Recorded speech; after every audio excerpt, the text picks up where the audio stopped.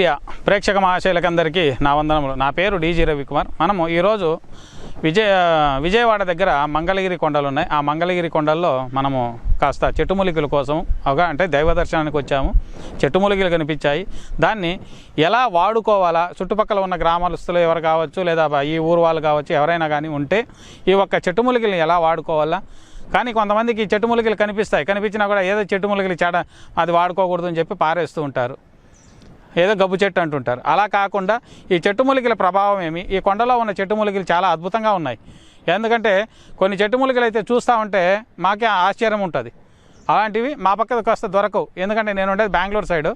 మా పక్క కాస్త కొన్ని చెట్టుమూలికలు దొరకవు, కానీ ఇక్కడ దొరుకుతున్నాయి. ఇలాంటివి నేను చూపిస్తాను.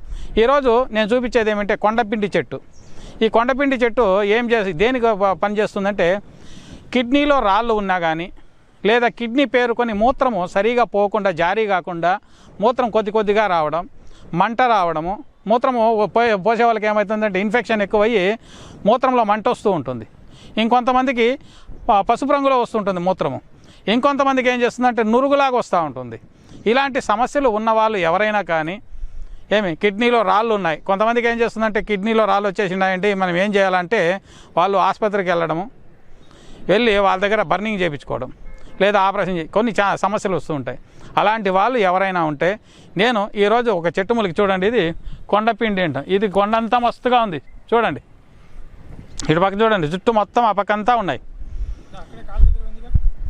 ఈ కొండపిండి చెట్టుని క్లియర్గా మనం ఏం చేయాలంటే సమూలంగా పెరుక్కొని దీన్ని మనము నీడలో ఆరబెట్టుకోవాలి. అంటే ఎండకేసామనుకోండి ఎండిపోతుంది, దీంట్లో ఉన్న గుణాలు పోతాయి. ఆ గుణాలు పోయినప్పుడు మనకు చెట్టు పని చేయదు. అప్పుడు ఏమంటారు, ఏమండి సరిగా పని చేయటం లేదు, మాకు ఈ సమస్య ఇట్లుండదు అంటారు. కొండపిండి చెట్టు బాగలేదండి అంటారు. అలా కాదండి, దీన్ని నీడలో ఆరబెట్టుకుంటే దాని గుణాలు ఎక్కడికి పోవు. అప్పుడు మ్యాక్సిమం ఒక 15 రోజులు ఎండబెట్టుకొని నీడలో ఆరబెట్టుకోండి, చాలా ఎండిపోతుంది. మొత్తం వాళ్ళకి తీసి మిక్సీకి వేసి పౌడర్ చేసుకొని ఏం చేస్తారంటే ఉడుకు నీళ్ళు ఒక అర గ్లాసు లేదా ఒక గ్లాసు బాగా కాగిండాలి ఉడుకు నీళ్ళు. అలాంటి నీళ్ళలో ఒక చెంచా ఎత్తి పౌడర్ వేసి అలాగే పెట్టేసిన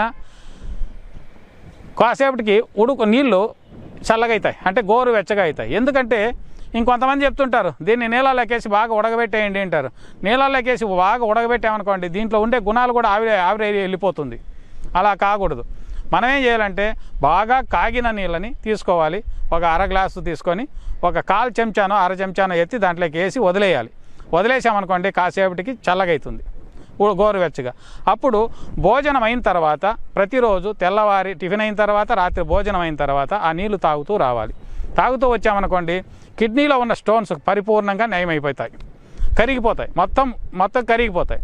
అలాగే దీని పచ్చి ఆకు కూడా వాడుకోవచ్చు. ఎందుకంటే పచ్చి ఆకు వచ్చి కషాయం పెట్టుకోవచ్చు. ఎలాగంటే ఒక 4 గ్లాసులు నీళ్ళు పోసి ఒక ఆకు అంతేసి, ఒక పిడికిడో అంతేసి ఏం చేస్తారంటే బాగా కాగినప్పుడు దీనిలో ఉన్న గుణాలు, అంటే పచ్చిలో ఉన్న గుణాలు వేరు, ఎండిన తర్వాత గుణాలు వేరు అన్నమాట.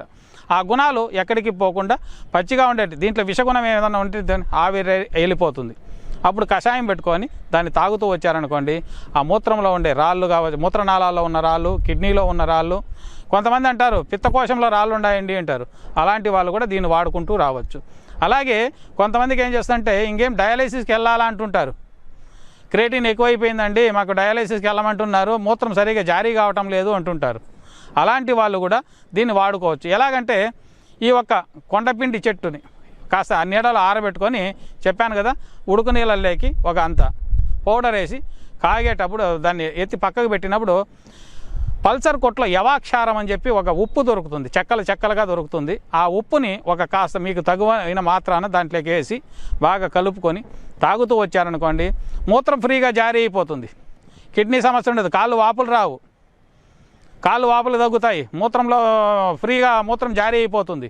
అప్పుడు ఆ సమస్య కిడ్నీ పాడైందండి మీకు డయాలిసిస్ వెళ్ళాలి, క్రియేటిన్ 3-4 ఎక్కువ పెరుగుతూ ఉంది అన్న వాళ్ళు కూడా దీన్ని వాడుకుంటూ వచ్చారంటే కంపల్సరీ 100% క్లియర్ అవుతుంది. అలా కాని పక్షాన మీకు ఏదైనా ఈ చెట్టుమూలికి దొరకదండి మాకు ఇలాంటి సమస్య ఎక్కువగా ఉండాలి అన్న వాళ్ళు ఎవరైనా ఉంటే కింద వస్తున్న నెంబర్కి కాల్ చేశారనుకోండి, దయచేసి అనుమానాలు వచ్చి కాల్ చేయకండి. దీన్ని ఎలా వాడుకోవాలా, ఎలా చేసుకోవాలా అని అనుమానం పెట్టుకోకండి. వీడియోని ఒక్కసారి కాకపోతే 10 సార్లు చూడండి. క్లియర్గా చెప్పాను, దాని ప్రకారమే వాడుకోండి. కాదండి ఈ పల్సర్ కొట్ల ఉప్పు ఎక్కడ దొరుకుతుంది, చెట్టు ఎక్కడ దొరుకుతుంది అని అడగండి. చెట్టు ఉప్పు అంతా నేను క్లియర్గా చెప్పాను, దాన్ని వాడుకోండి. వీడియోని పరిపూర్ణంగా చూస్తేనే మీకు అర్థమవుతుంది. అలా ఉండి దాన్ని వాడుకోండి. అలా కాని పక్షానికి కింద వస్తున్న నెంబర్కి కాల్ చేయాలని తెలియజేస్తూ ఈ వీడియో ముగిస్తున్నాను. నమస్కారం.